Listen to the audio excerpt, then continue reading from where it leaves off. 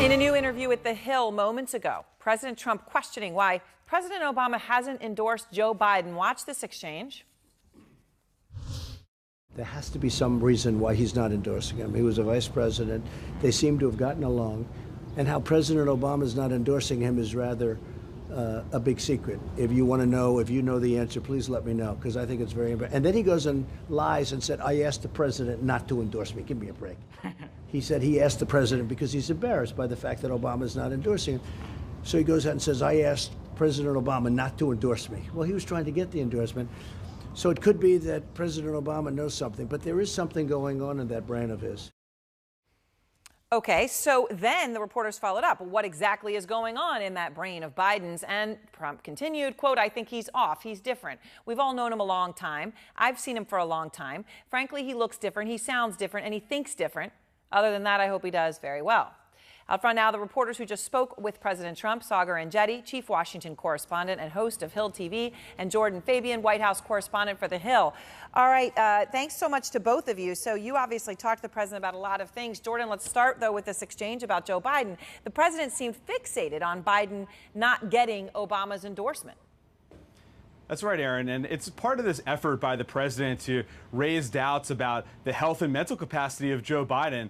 He's raised the age issue with Biden before, who's 76, even though the president is only 3 years younger. And he's taken repeated shots at Biden, sometimes against the advice of his aides, to try to knock him down a peg from being the Democratic frontrunner. And he seems to be wanting to do that more and more as the first debates are approaching this week. I mean, Sagar, it seemed like he just sort of wanted to go on and on about it.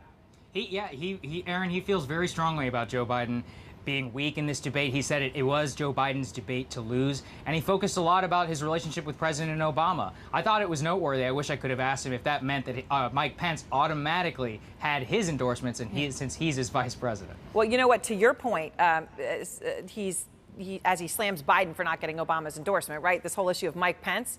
He actually, as you point out, he won't even endorse his own vice president. Here he is in just the past couple days. Well, it's far too. Look, I love Mike. We're running again, but you're talking about a long time, so you can't put me in that position. Yeah, I'm not even thinking of it. It's so far out. Okay. I mean, it's so far out. That would be the only reason. Now, what happens in 2024? I don't know that Mike is going to run. I don't know who's running or anything else. I mean, does he sense any hypocrisy, do you think, Jordan? No, I mean, we followed up with him many times on some stances that seemed to be hypocritical. One was the Supreme Court, where we asked him if he would fill that seat if a seat becomes vacant leading up to the 2020 election. He said, of course he would. He would do it 3 days even before the election, even though he supported Mitch McConnell's decision to block a vote on Obama's nominee, Merrick Garland, in 2016. Sagar, so I want to ask you about the new accusations of sexual assault from magazine writer and advice columnist E. Jean Carroll. She talks about what by any definition would be rape in a dressing room of a New York department store.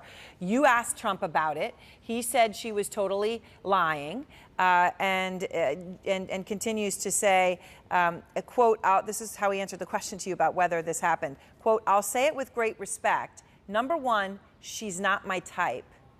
Number two, it never happened. What was the look on his face? What was the response when his answer to you was, number one, she's not my type? Well, the president was very angry about this. He said emphatically, he believes that she was lying. He went into actually great detail. He's saying this is Bergdorf Goodman in the 1990s. There were a lot of people around. It's impossible that anybody wouldn't have seen to think that something like this could have gone on within the dressing room. He was animated. I think he's watched her on a couple of these shows, including CNN, and he felt that this was a good opportunity to respond and to hit back. Jordan, what was your response? Were you surprised when his first response was, number one, she's not my type? It was certainly surprising. We had sort of been giving a word of warning beforehand that he might be a little riled up about this subject, and it was still surprising to hear him go that far. And he said something that really stuck with me, which is, I want you to be very strong on this. So he almost seems to be ratcheting up the rhetoric in such a way that he really just wants to stamp out this allegation, even though he's tried this sort of thing in the past, and yet all these women are still standing by their stories. Well, they certainly are, and of course it would seem, if you're accused of rape, the first response being she's not my type is frankly quite disturbing to me. All right, I want to ask you all, you asked President Trump about whether he would nominate someone to the Supreme Court up until Election Day. Saagar, you just mentioned this, so let me play that exchange. Will you put forward a nominee between now and the election if there's an opening on the Supreme Court? Would I do that? Of Yeah. course. Do you have any recommendations? And that was the hypocrisy you were referring to, Saagar, certainly when it came to what Mitch McConnell did with Merrick Garland under Barack Obama.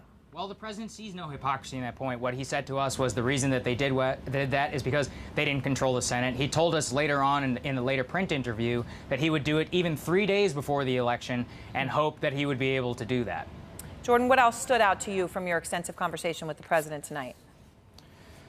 Well, I think he's definitely in a fighting mood. I think he's doing a string of interviews with this launch of his campaign last week, and yet he's still commenting on pretty much anything you throw at him. I mean, we asked him about the Federal Reserve, for example, and he almost went as far as saying he has the power to fire Jerome Powell as Fed chair, and so that was something that was like a little surprising and something that could probably move markets, to be honest. So he doesn't seem bowed by really any of the perceived critics that are around him. That's something will disappoint markets, disappoint his own party as well. And Saagar, before we go, also saying he doesn't need congressional approval to do anything with Iran. I just played your soundbite to Congresswoman Jackie Spear, who said absolutely not. I would imagine there are many Republicans and Democrats who will agree with her and be very frustrated with what he just said. Absolutely, Aaron. I followed up with him twice. I said specifically, the House Speaker says you need congressional approval to go forward with this strike. He said, I do not agree with that, but that he was happy to keep Congress abreast in all of the developments going on. He's very firm in his ability to strike Iran without any congressional approval. All right, lots of headlines there. And Jordan and Saagar, thank you both very much.